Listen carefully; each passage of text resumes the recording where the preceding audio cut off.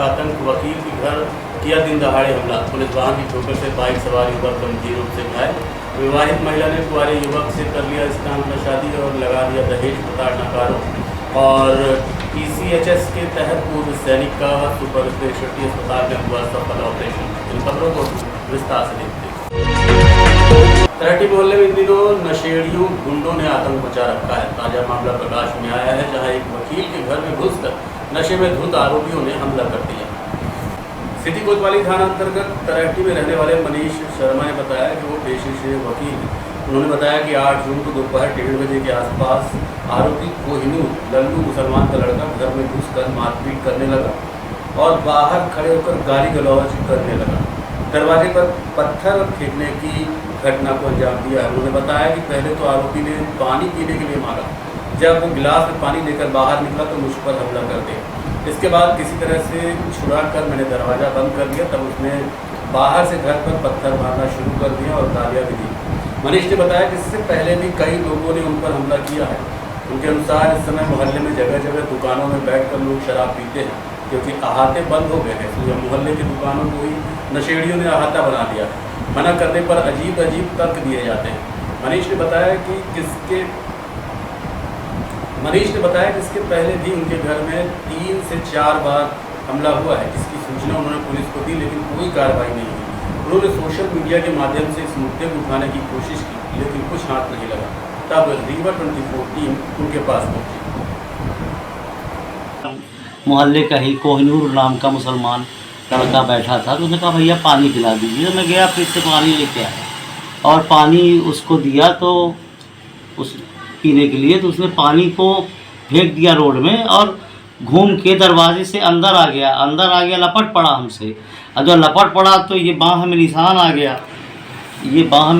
गया, यहाँ पे चक्कर लगी तो ये दोनों दांत हिल रहे हैं। और फिर जब ऐसा हुआ तो हम तत्काल उसको किसी तरह से बल लगा के बलपूर्वक उसको बाहर दरवाजे के ढोंसा और दरवाज़ा बंद कर लिया। जब दरवाज़ा बंद कर लिया तो वह बाहर से गालियाँ बकने लगा और ढोका उठा के दरवाजे पे 2-3 बार मारा। तब हमने डायल 100 को फ़ोन किया और डायल 100 उसके करीब आधे घंटे बाद आई, तो उसमें एक कांस्टेबल था। उसने कहा कि आप चलिए थाने में रिपोर्ट कर दीजिए। अगर तत्काल मदद के लिए कोई व्यक्ति डायल 100 का उपयोग करना चाहे तो एक व्यक्ति आए, तब तक उसकी जान चली जाए। तब डायल 100 आने का क्या अर्थ निकलता है? कोई औचित्य ही नहीं रह जाता। और इस तरह मेरे साथ तो इस मोहल्ले में तीसरी 2 FIR पहले से दर्ज है। एक दिन एक माउजर दिखा रहा था, तो हमने डायल 100 को फ़ोन किया तो डायल 100 आया ही नहीं। उसके बाद कार्रवाई प्रोसेस की जा रही है। ये घटना दिनांक 4 अप्रैल की है, रात को 11:15 बजे की। और यहाँ पे जब सरकार ने ये अहाते बंद कर दिए हैं, तो आवासीय क्षेत्रों में जो किराने की दुकानें खुली रहती हैं, उन पे इस तरह के असामाजिक तत्व इकट्ठा होते हैं और वो अपना डिस्पोजल पन्नी वगैरह लेके, तो ये तो एक अहाते बंद करना और मोहल्लों में दुकानों का खुले रहना, इससे तो पूरा माहौल शराब खाने में तब्दील होता जा रहा है, जो कि बहुत ही चिंतनीय विषय है। इसकी शिकायत आपने कहीं की है?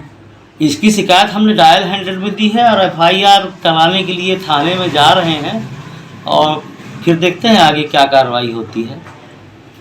इससे पहले भी आपके यहाँ घटना? इसके पहले 2 बार घटना वही लोग घटना नहीं, वही लोग नहीं, ये दूसरा है।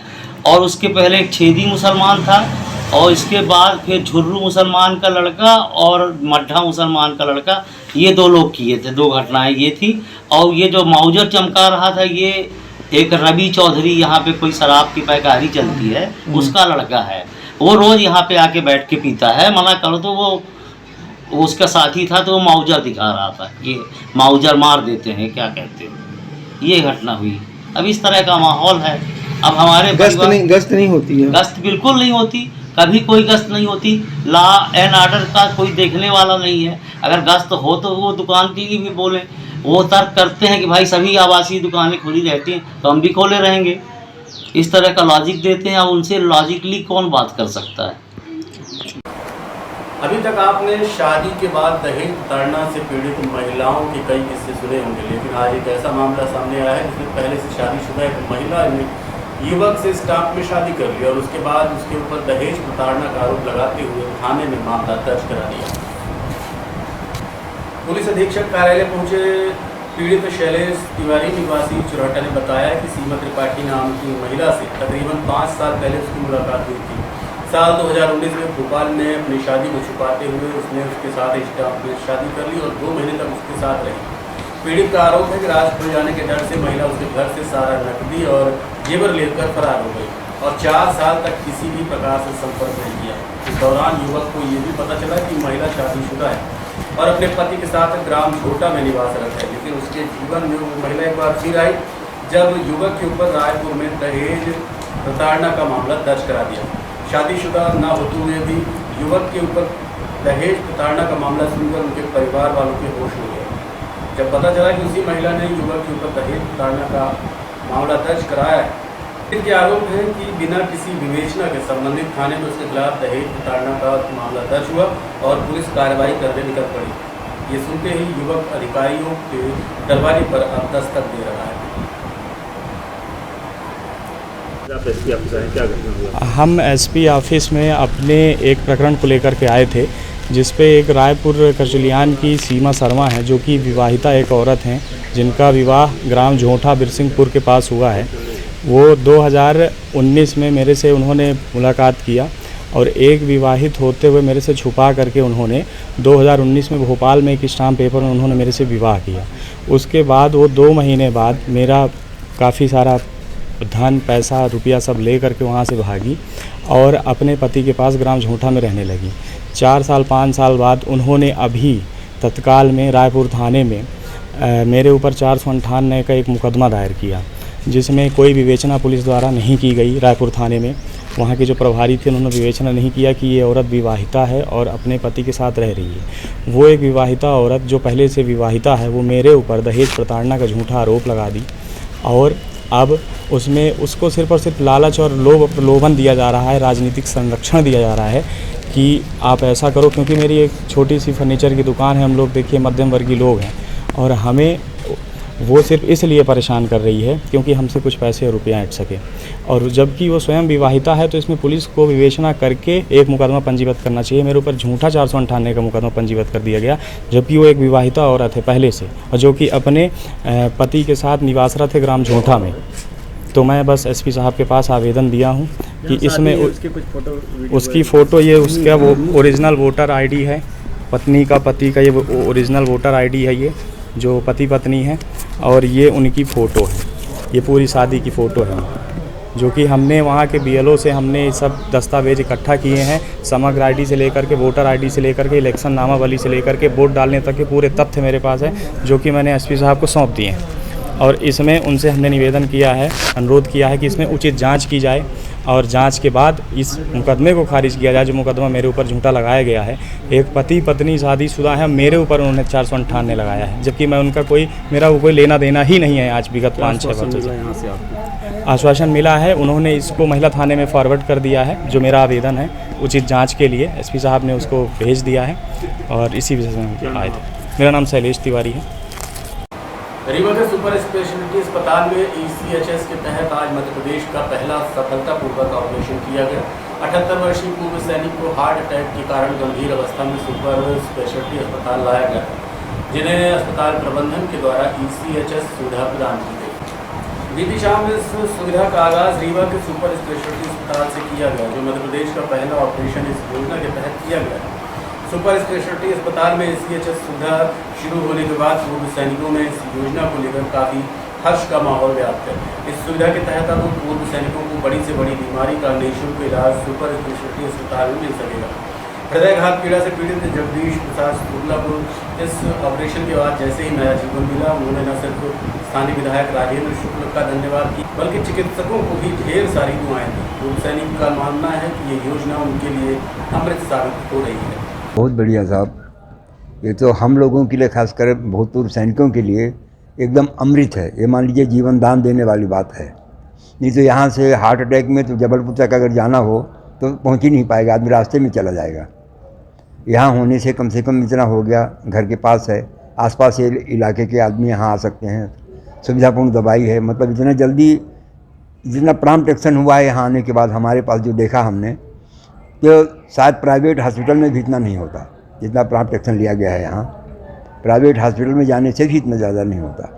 गवर्नमेंट की अच्छी स्कीम है ये। बहुत अच्छी स्कीम है साहब, हम तो इतने संतुष्ट हैं कह नहीं सकते, और हम नहीं, पूरे भूतपूर्व सैनिकों के लिए एक अमूल्य धरोहर। जी बिल्कुल।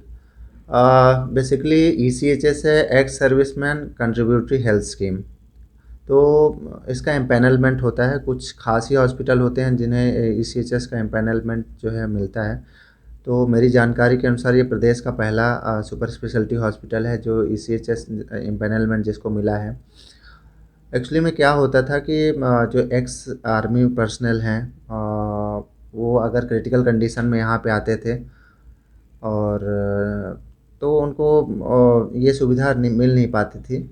उसके लिए उनको कई बार जबलपुर जाना पड़ता था और क्रिटिकल कंडीशन में दूसरी जगह जाना संभव नहीं हो पाता था। तो अब ये सुविधा यहाँ पे स्टार्ट हो गई है सुपर स्पेशलिटी हॉस्पिटल में। और अभी 2 दिन पहले जगदीश प्रसाद शुक्ला जी यहाँ पे रेलवे स्टेशन के पास के ही रहने वाले हैं, 79 ईयर के हैं, हार्ट अटैक के साथ यहाँ पे आए थे। काफ़ी क्रिटिकल सिचुएशन थी उस समय, दवाइयों से स्टेबलाइज़ किया उनको और इनको ECHS स्कीम का फ़ायदा मिला।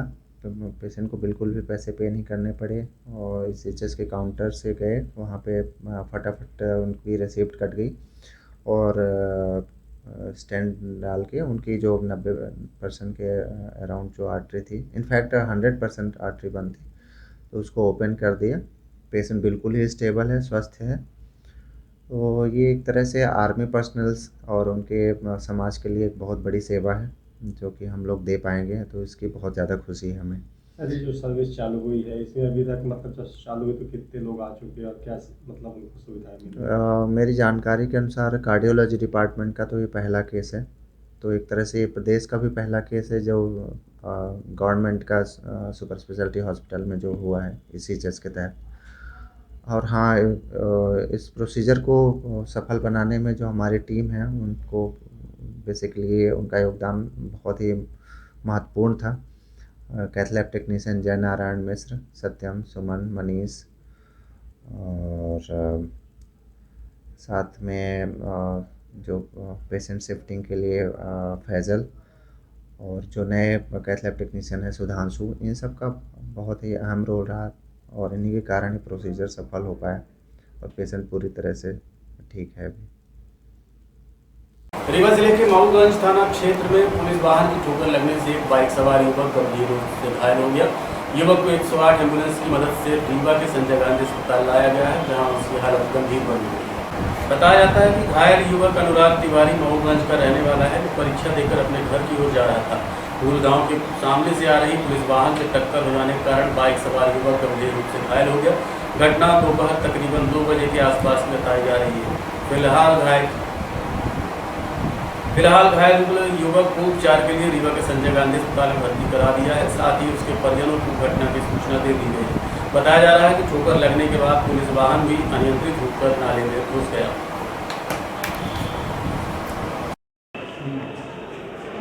क्या नाम है आपका? संजय तिवारी। ये जो घायल हुए इनका क्या है? इनका पैर फ्रैक्चर हो गया है। कैसे हुआ? पुलिस की गाड़ी उधर से आ रही थी, इधर से पेपर देके जा रहे थे मामा के यहाँ, तो पुलिस की गाड़ी से हुआ है। ये कहाँ पास घटना हुई? ये यहाँ फूल के पहले पड़ता है, नदहा मोड़ बोलते हैं शायद उसको। ये कौन से थाने की गाड़ी थी? हाँ, पुलिस की गाड़ी थी। कौन से थाने की गाड़ी थी? अब ये तो नहीं पता चला है। गाड़ी भी नाली में घुस गई है। ज़्यादा चोट आई? ज़्यादा चोट आई? हाँ, चोट पैर पूरा फ्रैक्चर हो गया है। क्या नाम है इनका जो घायल हुए हैं? इनका नाम है अनुराग तिवारी। अच्छा, पुलिस की गाड़ी भी दुर्घटनाग्रस्त हुई है कहीं? हाँ, वो नाली में घुस गई है पूरी। जी। मतलब कैसे चला रहे हैं? किसकी लापरवाही देखी है? कैसे? अब लापरवाही तो पता ही नहीं चला, मैं तो थोड़ा लेट पहुंचा वहाँ पे। कौन सी घटना भी हुई है? हाँ, घटना भी मतलब समथिंग 1-1.5-2 घंटे हुआ होगा। रीवा जोन ADG के निर्देश में ऑपरेशन मुस्कान पर पुलिस प्राप्त कर रही है अपार सफलता। चलाए जा रहे हैं विशेष अभियान। नाबालिग बालक बालिकाओं को दस्तयाब करने के लिए पुलिस द्वारा ऑपरेशन मुस्कान चलाया जा रहा है। रीवा जोन के ADG ने बताया कि ये अभियान साल भर चलता है, लेकिन कुछ दिनों के लिए ऑपरेशन मुस्कान का विशेष अभियान चलता है। इस अभियान में प्रदेश एवं देश स्तर पर जाकर हमारे पुलिस कर्मचारी घूमे हुए नाबालिग बालक बालिकाओं को दस्तयाब करते हैं। इसी संदर्भ में रीवा में 370 गुमे नाबालिग बालक बालिकाओं में के करीब 200 को दस्तयाब कर लिया गया है, जबकि पूरे जोन की बात करें तो 1000 की गुमशुदगी की रिपोर्ट में से 540 को दस्तयाब कर परिजनों के सुपुर्द कर दिया गया है। एडीजी ने बताया कि सब डिविजनल लेवल पर एसडीओपी को टीम बनाकर निर्देश दिए गए हैं। स्मार्ट पुलिसिंग के तहत अर्बन एवं रूरल एरियाज में भी थाना प्रभारियों, चौकीदार, सरपंच और सचिव का व्हाट्सएप ग्रुप बनाकर जानकारी इकट्ठा कर हम इस ऑपरेशन में सफलता प्राप्त कर रहे हैं।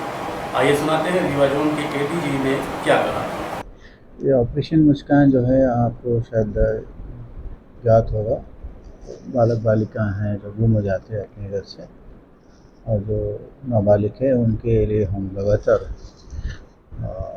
पुलिस के द्वारा लगातार मुहिम साल भर में चलते रहते हैं, मगर एक विशेष रूप से कुछ दिनों के लिए एक ऑपरेशन मुस्कान के नाम पे हम देते हैं।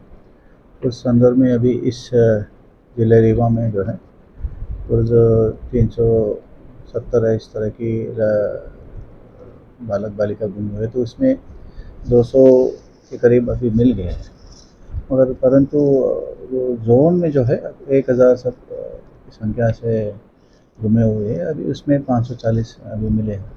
अब इसमें क्या होता है कि लगातार प्रदेश में नहीं पूरे देश में हमारी टीम्स जाती है और उनको वहाँ खोज के उनको वो लड़कियों को, मोस्टली लड़कियों को उनको समझा के लेके आती है और यहाँ पे उनको पेरेंट्स को, उनको माता पिता को मिलाते हैं, फिर बाद में वो भी कानूनी प्रक्रिया सौंपा जाता है।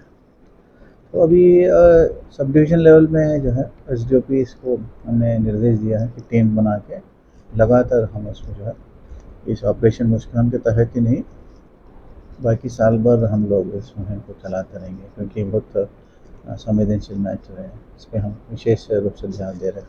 सर, इस अभियान में विशेष गति लाने के लिए और भी कोई बेहतर प्रयास है स्मार्ट पुलिसिंग के लिए?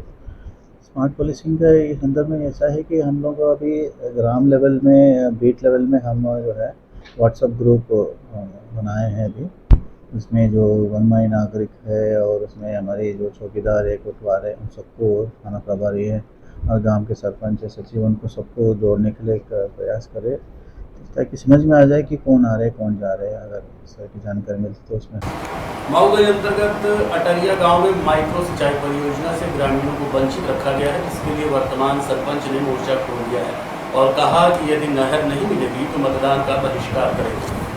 पूर्व और वर्तमान सरपंच ने अपने ग्राम पंचायत की पानी की समस्याओं के विषय में विस्तार से जानकारी दी और कहा कि अब तक उन्होंने समस्या को लेकर नेता, मंत्री, विधायक, सांसद, अधिकारी सभी से आर्जू मिन्नत कर चुके हैं, लेकिन उनकी समस्याओं का समाधान नहीं हो पाया है। बताया गया है कि ढेरा पथरा नामक गांव के पास बनाई जा रही नई गढ़ी माइक्रो इरिगेशन परियोजना के बूस्टर पंप के माध्यम से आसानी पूर्वक उनके ग्राम पंचायत अटरिया शिव प्रसाद में बाण सागर नहर का पानी पहुंचाया जा सकता था, लेकिन जानबूझकर राजनीतिक उद्देश्यों के लिए उनके ग्राम पंचायत को नहर परियोजना से छोड़ दिया गया।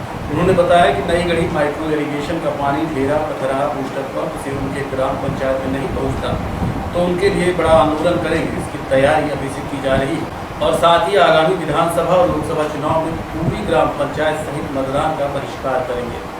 मान सरपंच जनपद पंचायत मऊगंज, जिला रीवा, मध्य प्रदेश। मेरे गांव में अटरिया जो है तो कुछ ऊंचे ऊंचे स्थान पर बसा हुआ है।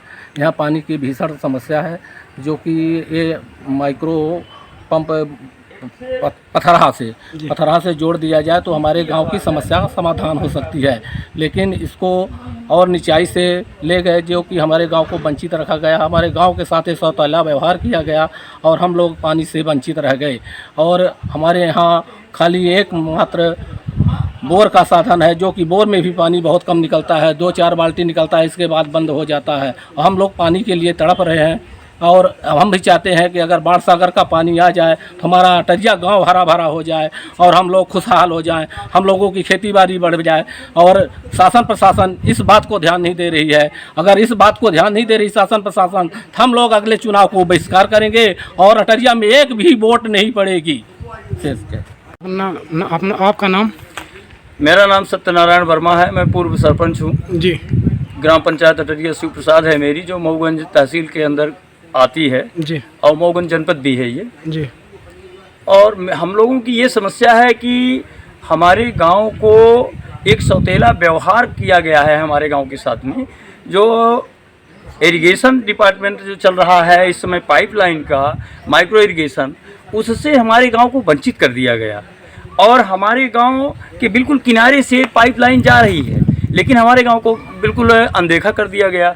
हम लोगों का ये कहना है कि पथरहा माइक्रो इरिगेशन का जो बूस्टर पंप बना हुआ है उससे हमारे गांव की दूरी 3.5 किलोमीटर एग्जैक्टली है और इस बूस्टर पंप से, पथरहा बूस्टर पंप से भी हमारे गांव को जोड़ दिया जाए तो कोई गवर्नमेंट तकनीकी बाधा भी नहीं है, बिल्कुल सीधा पानी चला आएगा, ना कोई पत्थर है ना कुछ है।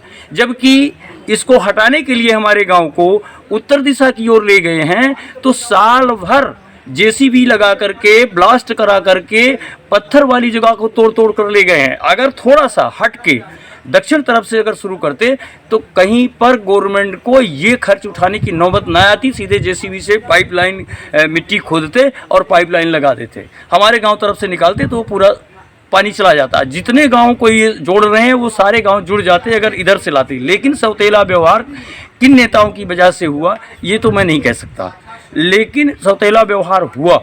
हम लोगों ने कई बार आरजू मिन्नत किया, अपने माननीय अध्यक्ष महोदय जो सम्मानीय गिरीश गौतम जी हैं उनसे भी कई बार आरजू मिन्नत किया कि ये आपके बस की बात है, आप विधानसभा अध्यक्ष हैं, आप जब चाहें तो इसको पथरहा बूस्टर पंप से जुड़वा सकते हैं हमारे गांव को, लेकिन उनने एक अनसुनी कर दी। हमारे गांव के चारों ओर डैम बने हुए हैं, उत्तर तरफ पाड़ा डैम है, दक्षिण तरफ छुइया डैम है इरिगेशन का, और कार्नर में, पश्चिम और दक्षिण के कार्नर में कंधैया डैम है। देखते रहिए रिवर 24 न्यूज़ में इस छोटे से ब्रेक के बाद। हड्डी जोड़ एवं रीढ़ रोग तथा स्त्री रोग एवं प्रसूति रोग का इलाज एक ही छत के नीचे। विघ्नहर्ता hospital and trauma centre, hotel landmark के पास, रतहरा, रीवा। डॉक्टर संतोष सोनी, पूर्व चिकित्सक, बॉम्बे हॉस्पिटल, मुंबई। हड्डी जोड़ एवं रीढ़ रोग विशेषज्ञ, छोटे चीरे एवं दूरबीन विधि द्वारा हाथ तथा पैर की हड्डियों का ऑपरेशन। गठियाबात, जटिल एवं बिगड़े हुए फ्रैक्चर का बेहतर इलाज करते हैं डॉक्टर संतोष सोनी। विघ्नहर्ता हॉस्पिटल ट्रॉमा सेंटर में ही स्त्री एवं प्रसूत रोग विशेषज्ञ डॉक्टर शैलजा सोनी भी उपलब्ध हैं, जिनकी देखरेख में नॉर्मल डिलीवरी, सिजेरियन ऑपरेशन एवं बच्चेदानी से संबंधित ऑपरेशन की बेहतर सुविधा। संतानहीन दंपत्ति तत्काल संपर्क करें। विघ्नहर्ता hospital and trauma centre, hotel landmark के पास, रतहरा, रीवा। सुविधाजनक एवं सफल इलाज हेतु आज ही संपर्क करें। विघ्नहर्ता hospital and trauma centre, hotel landmark के पास, रतहरा, रीवा। मोबाइल नंबर 7828781983 अथवा 8462956774 पर। इन दिनों रीवा महापौर एक्शन मोड में है और जगह जगह पहुंचकर जायजा ले रहे हैं। इसी कड़ी में आज अंतर्राज्यीय पुराने बस स्टैंड रीवा में नगर पालिका निगम रीवा महापौर अजय मिश्रा बाबा द्वारा औचक निरीक्षण किया गया, जहां व्यापारियों की समस्याएं सुनी, साफ सफाई व्यवस्था, गर्मी के समय पानी की व्यवस्था आदि का निरीक्षण किया और आवश्यक दिशा निर्देश दिए।